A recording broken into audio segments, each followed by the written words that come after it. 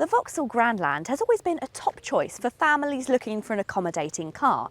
It was affordable, there was plenty of space and lots of equipment, but the Vauxhall Grandland never really had style on its side. Until today. This is the new generation of Vauxhall Grandland on a brand new platform, and it comes with a much nicer interior and exterior. So in today's video, I'm going to tell you all about the Vauxhall Grandland. So if that sounds good, then please keep watching, and if you do like new car reviews and car content, then make sure you're subscribed to the Vertu Motors YouTube channel.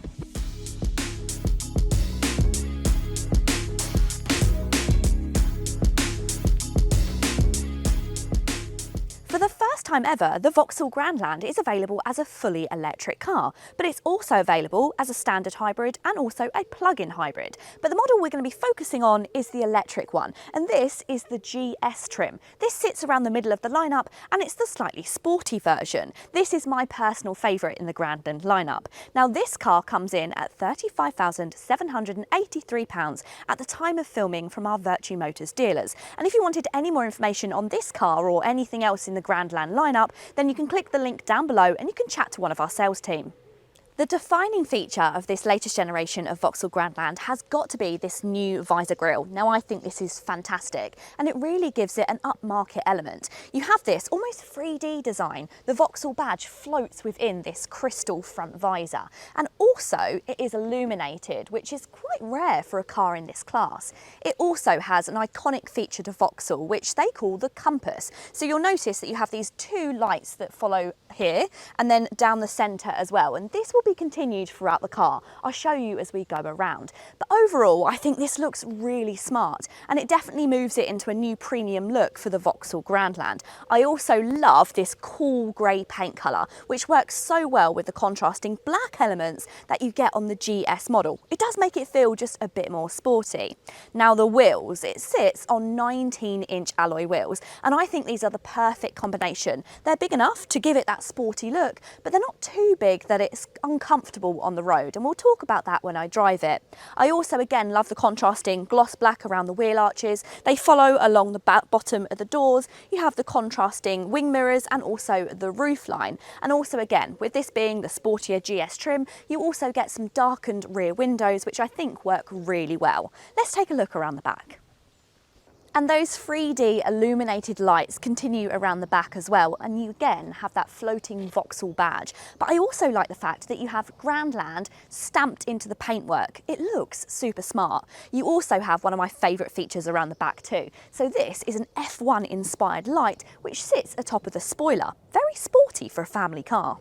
With this being a family car, boot space is very important. So how much is there? Well, there's 550 litres of boot space, or there's 1,645 if you lay those rear seats flat. That is a really competitive amount. And as you can see, you've got a really good load area. I love the way that actually this back is quite flat, and that means that you're not going to knock things when you're loading heavy items into the back, and you won't scratch the paintwork. There's also this nice part of plastic that just protects this area again. You also have a completely flat load area, which once again makes things really easy to load in and out. You have a manual boot on this GS trim, but actually it's pretty light, so I don't see that being a problem. And one of my favourite things about the Vauxhall Grandland is despite which version you go for, electric, hybrid, plug-in hybrid, they all get 550 litres of boot space. So there's no extra practical one, or there's none that miss out. The only thing I would say about this being electric is compare it to some other models like perhaps the Hyundai Ioniq 5. This doesn't get a frunk, which may issue some people, but I don't see it being a problem. Now, when it comes to rapid charging, it's around the mid-range for a car like this, so it tops out at 160 kilowatts. But that's still enough to get you from 20 to 80% in under 30 minutes, so I think that's pretty good for fast top-ups. What I do like is this does have an 11 kilowatt onboard charger as standard, so when you're charging at home, you can charge up to full in around 7 hours. So it's much better than cars that are limited to just 7 kilowatts. If you thought the exterior changes were a lot different from the previous generation of Grandland, then the interior is where things really step up. I think this is miles better than the previous generation. It feels just really interesting. The materials are good, but what I like is there's lots of a mix of materials. So definitely there's lots to look at. For instance, you have this fabric across this part here and across the dashboard, but then you have this central darkened chrome element, and also a little bit of almost carbon effect across the top of the dashboard. Not to mention, in this GS trim you also get some interior lighting, so you have that lovely blue flash which runs along the centre of the car. The seats are also fantastic. So these are AGR certified seats, and that means they'll be really comfortable over long distances.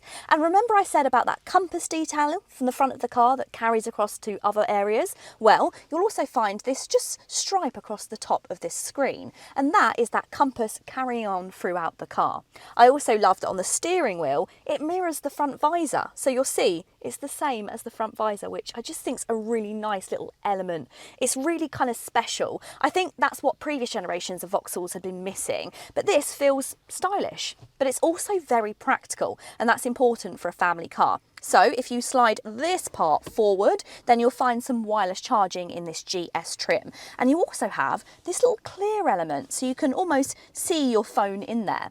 You've also got two USB-C charge ports there, and again with the thoughtful elements which make this easier to live with, you have this slidey part in the middle of your cup holders, which means you can extend the size of the cup holders and you can customise that space, which is really handy. You also have a decent sized armrest storage as well, with lots of space inside of there, and you even have a glasses case holder, which is pretty rare in these cars nowadays. Overall, I think it's a really nice combination of feeling stylish but also very practical. And then there's the infotainment system. So this is a 10-inch screen. You also have a slightly smaller digital instrument cluster as well. And this is really easily laid out, but you also have some physical climate control dials as well, which we love to see in our new cars. It makes it really easy to use when driving. And also some shortcuts. So you have a shortcut here which will take you to the car functions. Click that and that's where you can customise your driver assistance systems. So if you're slightly annoyed by those bings and bongs, you can turn them off by simply touching that car button. Press it again and that will take us straight to the home screen. Now this has Apple CarPlay and also Android Auto. They're both wireless. It's also got heated seats, a heated steering wheel, and if you go up to the higher spectrums, you even get massage seats as well, which I think is really lovely. Overall, it's just a very well equipped and very stylish new model. Of course, everything that comes with an electric car, that really silent drive is brilliant, but also you get some extra nice things, and that's that you get a completely flat floor, and that's really handy for putting people in the back. It means it gives you loads of leg room, and the middle seat is actually usable. In previous generations, you had a really high transmission tunnel, and it meant that people sitting in the middle would have to put their feet up on it, but by having this flat floor, it means there's lots more room. It's also very accommodating in the back here. I've got loads of leg room, and I also like the fact that these seats are contoured, so it almost extends that already good leg room. You also have a good amount of headroom as well, and on the backs of these seats you've got a couple of pockets. So we've got a pocket up there where you can pop your mobile phone, as well as your standard map pockets on the back as well for all of those maps that people carry around nowadays. You also have two USB-C charge ports, as well as a 12-volt charger. You've got some rear ventilation, which is nice, and you've also got a pull-down armrest, which features a couple of cup holders, and again, somewhere to pop your mobile phone. Let's face it, nowadays, I think places to pop your mobile phone are more important than many old functions that people were looking for. I also like the fact that in these seats you have the ISOFIX fitments on both of the passenger seats, and they're behind zips. That means that when you're not using them, you're not going to get crumbs in them. How handy is that? Overall, just like the front, I think it's a very thoughtful interior while still looking pretty smart. One thing that I really like about the new Grandland is there's a powertrain to suit pretty much every buyer. So if you're not quite ready to make the full switch to electric, then there's also a 145 brake horsepower hybrid. But if you regularly charge at home and do longer journeys, there's also a 225 brake horsepower plug-in hybrid. And then there's this fully electric version that I'm driving today. So this model gets 213 brake horsepower and it offers a claimed range of up to 319 miles. So that's a really good amount and should be more than enough for most buyers. But if you feel like you need closer to 400 miles, then there is also a longer range version of the Grandland coming, and that should be available by the end of this year or perhaps into next year. So keep an eye on our Vertu channels. The Vauxhall Grandland is one of those cars that doesn't exactly wow you at first. It's a bit more of a grower. It gradually grows on you over time. And the more time that I spend behind the wheel, the more that I just appreciate how effortless this car is to drive. Everything feels calm, it's predictable and easy. And you know what? I think that's exactly what Vauxhall were aiming for with this car. Refinement is probably going to be its biggest strength. At motorway speeds, it's impressively quiet, with very little wind or road noise which enter the cabin, which I think is helped by those 19-inch wheels. By not going too big to the 20s or 21s, you don't get any tyre roar. The steering is light, which makes it really easy to drive around town, and it's also really easy to park. You also get a 360-degree camera as well, so parking is just a doddle.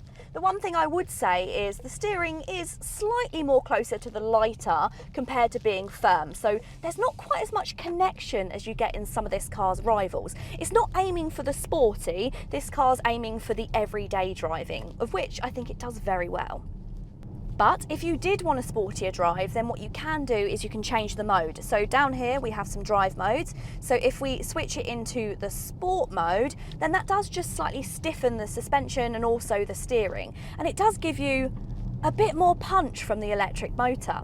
And that's the thing with this Grandland. I like the fact that when you have it in normal driving mode, it's actually really linear with its power delivery. It's smooth and it's predictable. But if you want a slightly sporty edge, then put it into that sport mode and put your foot down and you get a nice sharp amount of acceleration. Of course, if you wanted even more acceleration, then you could go for that all-wheel drive car, which is also going to help if you live somewhere with hills or where it's icy often. However, don't take my word for it. The Vauxhall Grandland is available to be test driven at our Vertu Motors dealerships across the UK. So to book yours in today, follow the link in the description box down below. This latest generation of Vauxhall Grandland takes everything that was great about the existing model. It was practical, there was plenty of space, plenty of equipment and an affordable price tag. But it just moves it on. It now has the design to match all of that practicality. I think this is a fantastic family car. Whether you're looking for electric, plug-in hybrid or hybrid, they can accommodate all of those. And if you wanted any more information, then I'll pop some details down below and our Vertu Motors dealers will be happy to help.